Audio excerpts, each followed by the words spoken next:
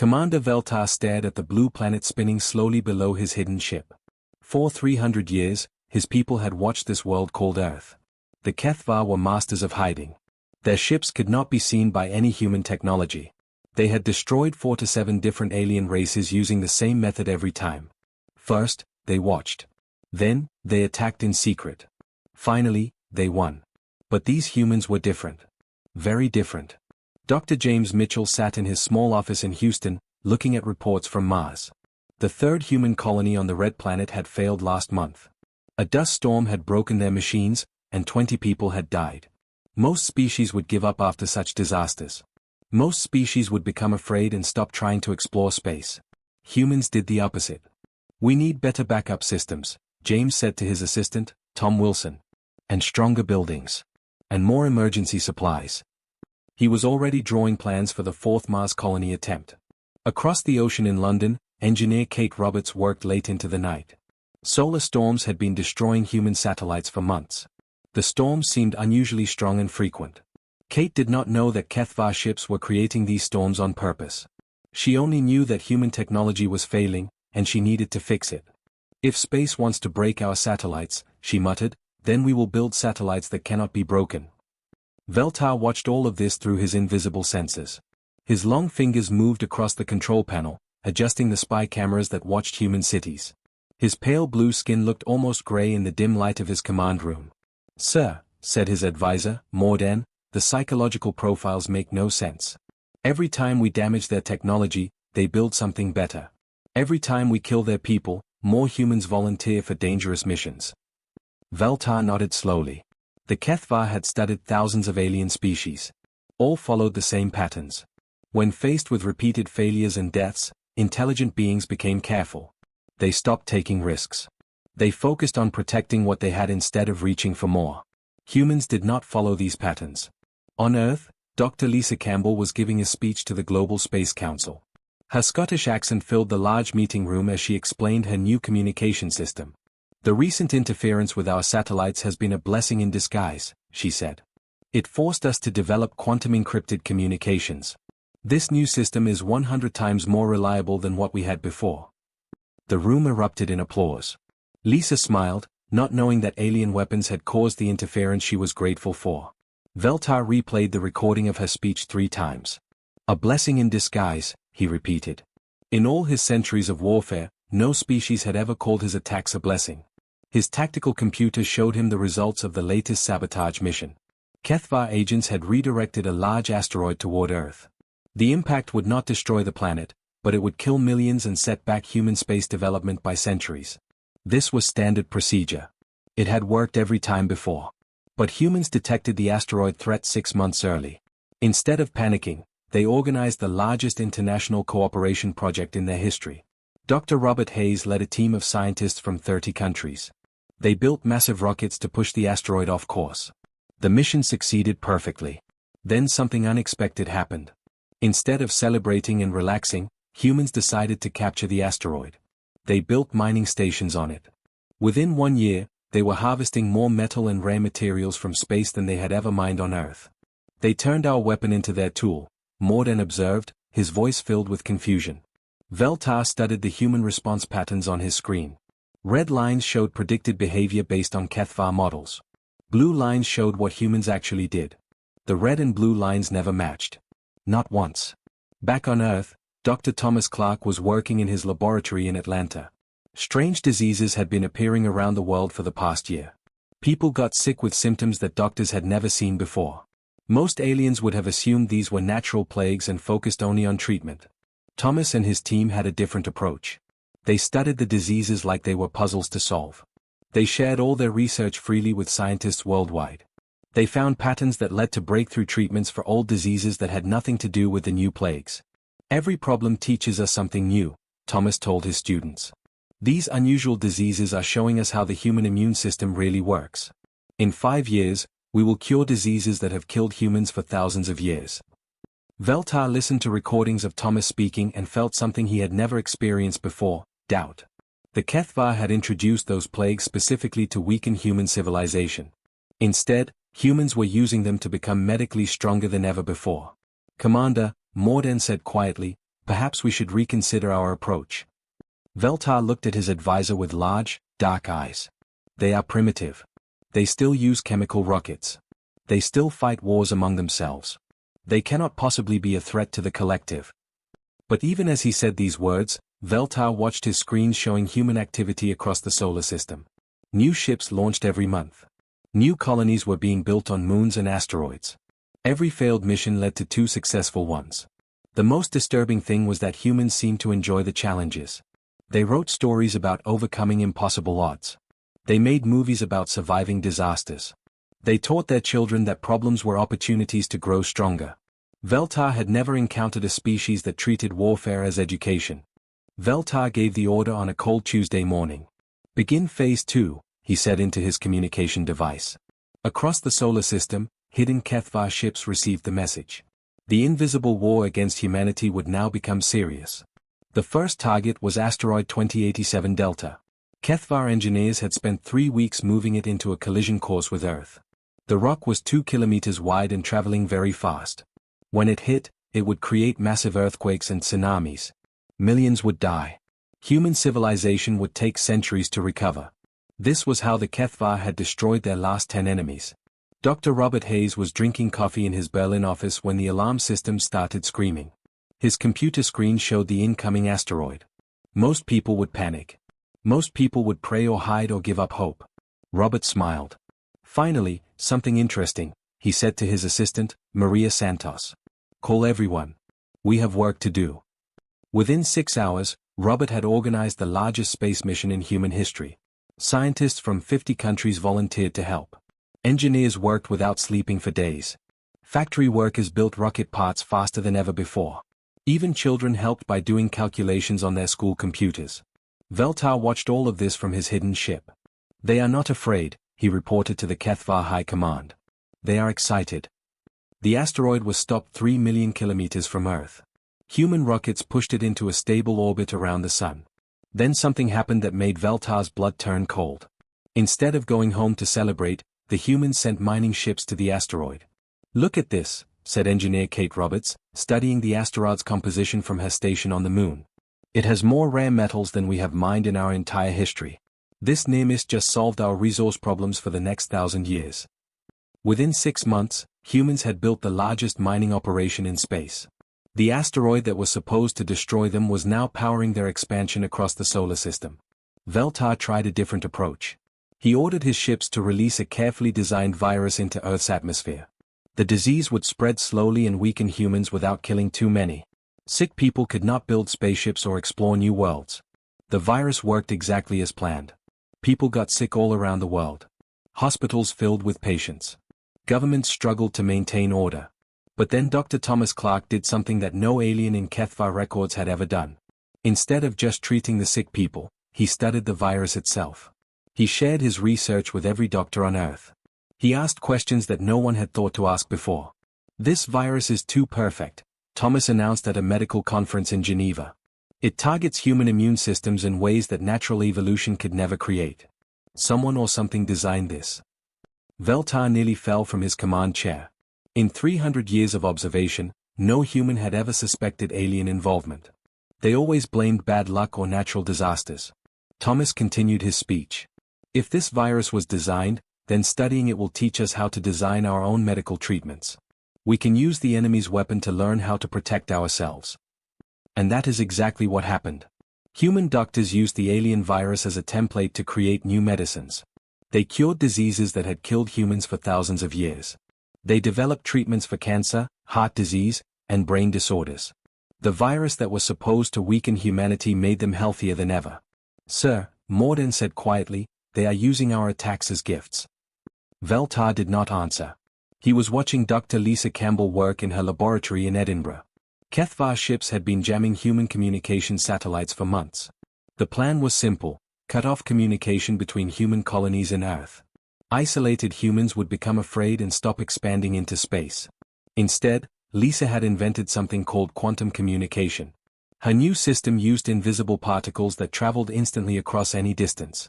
Not only was it impossible to jam, but it was faster than anything humans had possessed before. The interference taught us that radio waves are too slow and unreliable, Lisa explained to a group of reporters. We needed something better. So we built something better. Now human colonies could talk to Earth immediately, no matter how far away they were. The Kethvar attacks had accidentally given humans the best communication system in the galaxy. Veltar tried 11 different sabotage missions over the next year. He destroyed power stations, but humans built better ones that use solar energy from space. He caused computer viruses, but humans created new security systems that were impossible to hack. He sent storms to wreck spacecraft, but humans designed ships that could fly through anything. Every attack made humans stronger. The worst failure came when Kethvar agents tried to destroy the human colony on Mars. They caused the life support systems to break down, expecting the colonists to die or return to Earth. Instead, the colonists fixed everything themselves. Engineer David Wilson, the colony's leader, sent a message back to Earth that made Veltar want to scream. The equipment failures were actually helpful, David reported. They showed us the weak points in our systems. We have now built backup systems for everything. This colony is now safer than any building on Earth. The Mars colony not only survived but became the model for all future human settlements. Colonies on the Moon, on asteroids, and on Jupiter's moons all used the improved systems that had been developed because of Kethvar attacks. Veltar stared at his computer screen, which showed human activity throughout the solar system. Everywhere he looked, humans were building, exploring, and growing stronger. His invisible war was not destroying them. It was teaching them how to become unstoppable. Commander, Morden said, I think we may have made a mistake. Admiral Beth Reynolds stood in the largest room humans had ever built in space. The orbital construction facility stretched for miles in every direction. Through the massive windows, she could see the newest human achievement, colony ship Endeavour. The ship was as big as a city and could carry 50,000 people to another star system. All systems are ready for final testing, reported Flight Director Mark Thompson. His voice echoed in the control room where hundreds of engineers worked at their computers. Beth nodded and smiled. 3 years ago, the Mars colonies had failed again when mysterious equipment breakdowns killed 200 people. Most species would have given up on space exploration after such disasters. Humans had done the opposite. They had built the most advanced spaceship in their history. Run the full diagnostic, Beth ordered. Check every system twice.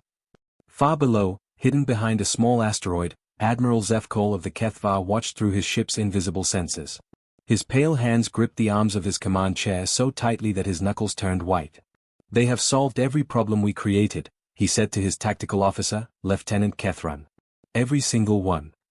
The human ship used pulsar navigation because Kethvar jamming had made GPS satellites unreliable. Its hull was made from materials developed after asteroid impacts had destroyed earlier ships. Its life support systems had backups for the backups because mysterious failures had taught humans to prepare for anything. Sir, Kethran said, their ship is stronger than our own battle cruisers. Zefkol had been fighting wars for 400 years. He had conquered species that had technology far beyond what humans possessed. But none of those species had ever treated his attacks as learning experiences. On Earth, engineer David Wilson finished installing the planetary defense grid that had taken him 2 years to build. The system could track objects as small as a coin anywhere in the solar system. It could destroy incoming asteroids with laser beams or push them away with gravity fields. Why did we build something so powerful? Asked his assistant, Jenny Clark. David pointed to his computer screen, which showed a list of all the mysterious space debris that had threatened Earth in recent years. Look at the pattern. Every few months, something dangerous comes at us from space. Asteroids, comets, metal fragments from unknown sources. It is like something out there wants to hurt us. David did not know that he was absolutely right. The space debris was Kethvar weapons. But his defensive system was so advanced that it could stop anything the aliens might send. Jenny studied the data. You are right. It does look like someone is attacking us. But who? I do not know, David said. Maybe we will find out someday. Until then, we will be ready for anything. 3 months later, Dr. Emma Foster published the most important scientific paper in human history. She had been studying strange energy readings that deep space telescopes had detected near the edge of the solar system. These signatures do not match any known natural phenomenon, she announced at the International Science Conference in Tokyo. The patterns suggest artificial construction on a massive scale. Emma had no idea that she was detecting Kethvar bases and ships. She only knew that something very large and very advanced was hiding in space near Earth. If these are alien structures, she continued, They have been there for a very long time. Possibly centuries. The audience of scientists gasped. For the first time in human history, they had real evidence that they were not alone in the universe. Captain Alan Bennett, monitoring deep space from his station on the moon, immediately began planning humanity's response. If there are aliens out there, we need to be ready, he told his team. They might be friendly. They might not be. Within 6 months, humans had built 12 deep space exploration probes. Each probe was designed by engineer Rachel Davis to survive anything space could throw at it. The probes had armor that could stop meteor impacts. They had power systems that could run for centuries. They had communication systems that could send messages across the galaxy. If someone is watching us, Rachel explained, these probes will find them. Zeph Cole watched the human probes launch and felt fear for the first time in his military career. The probes were heading directly toward Kethvar installations that had been secret for thousands of years. Should we destroy the probes, sir? Asked Kethran. With what? Zeph Cole replied. Our weapons cannot penetrate their armor. They built that armor to stop the asteroids we have been throwing at them for years. The first probe reached the outer Kethvar base in 4 months. Its sensors immediately detected the hidden alien structures. Its communication system sent detailed scans back to Earth faster than Kethvar technology could intercept them.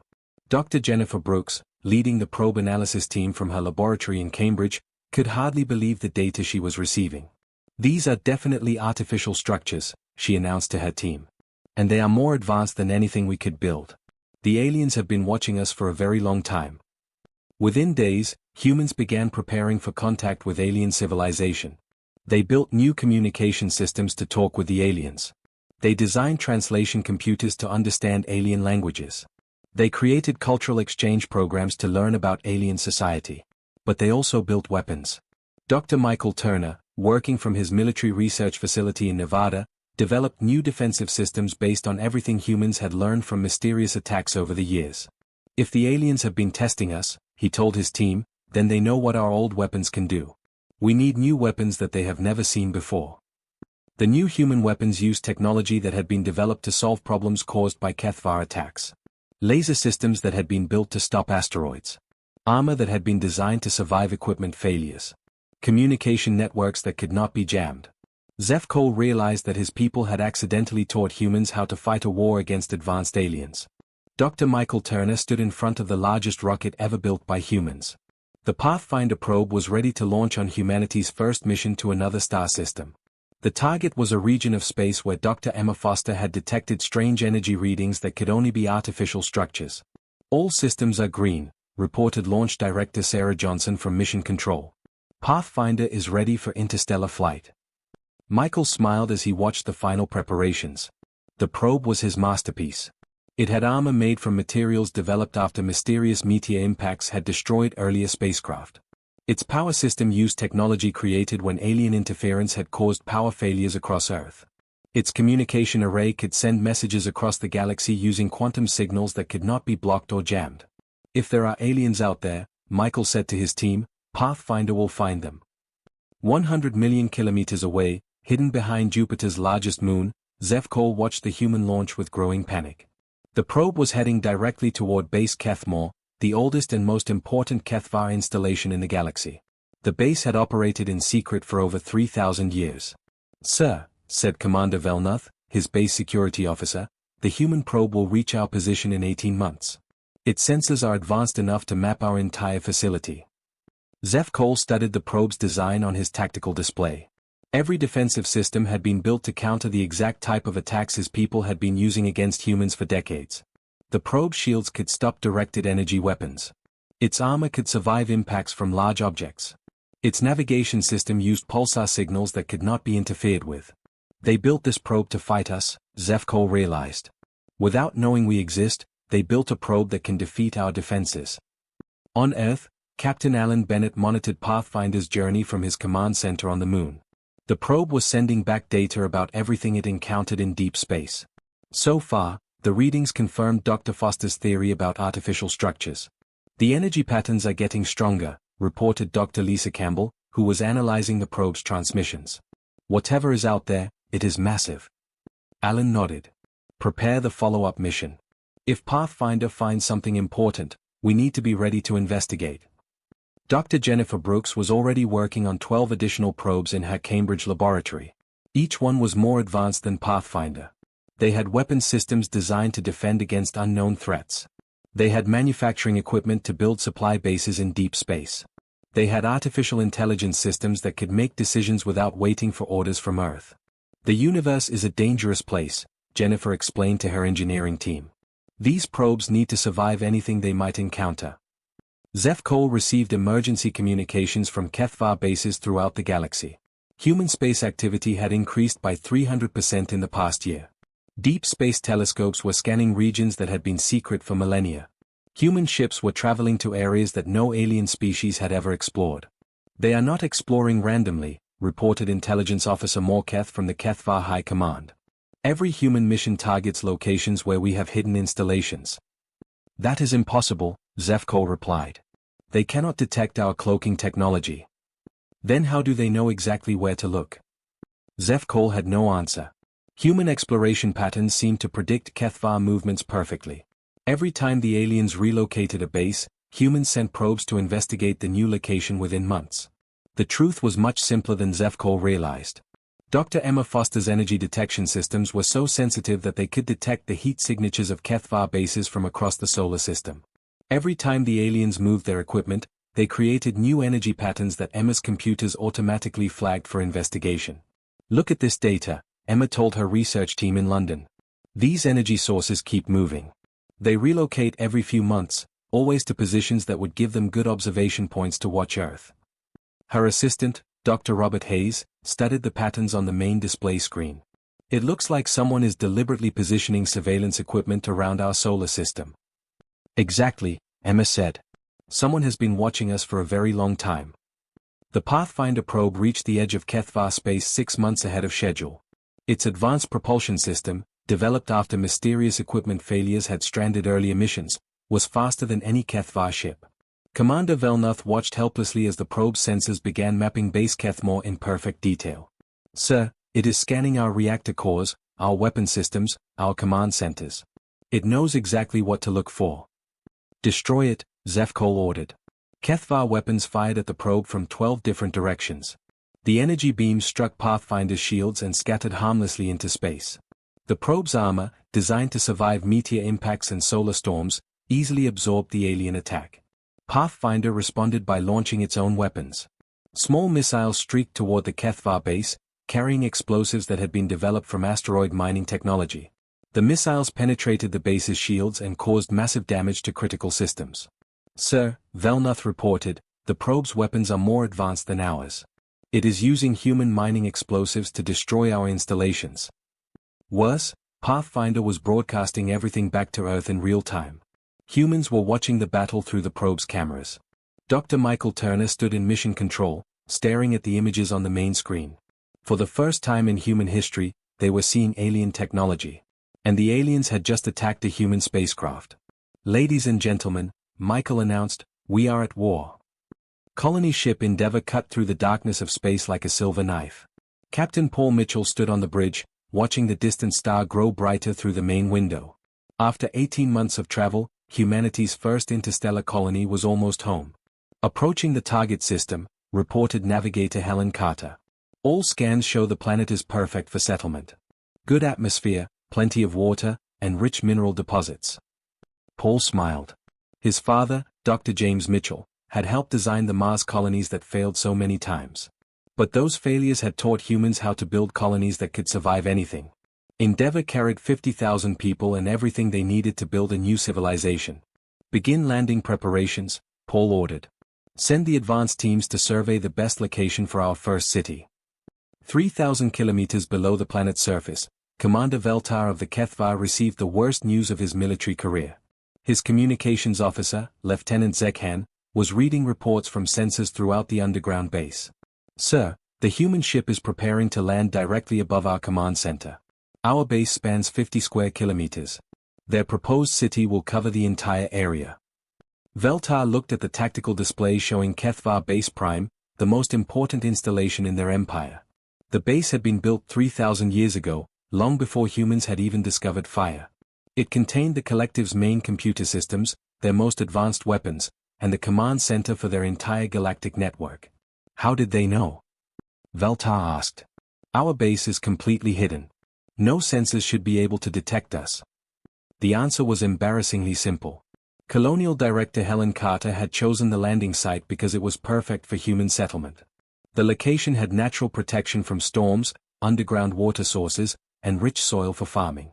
She had no idea that these features existed because Kethvar engineers had spent centuries modifying the planet for their own use. Sir, Zekhan continued, their geological surveys are mapping our entire facility. They think our reactor cores are natural heat sources. They think our power conduits are underground rivers. On the surface, Chief Engineer William Scott supervised the excavation of humanity's first underground city. The colonists planned to live below ground for protection from radiation and meteor impacts. This was standard procedure for human colonies, learned from all the disasters that had struck their settlements in the past. Dig deeper, William ordered his construction crews. We need at least 10 levels underground. The more protection we have, the better. Every meter they dug destroyed more Kethvar equipment. 3,000 years of advanced alien technology was being demolished by human construction machines. Veltar faced an impossible choice. He could reveal his forces and fight the humans directly. But Pathfinder's recent attack on base Kethmore had shown that human weapons were surprisingly effective against Kethvar technology. A direct battle might result in the complete destruction of his base and the exposure of the collective's existence to the entire galaxy.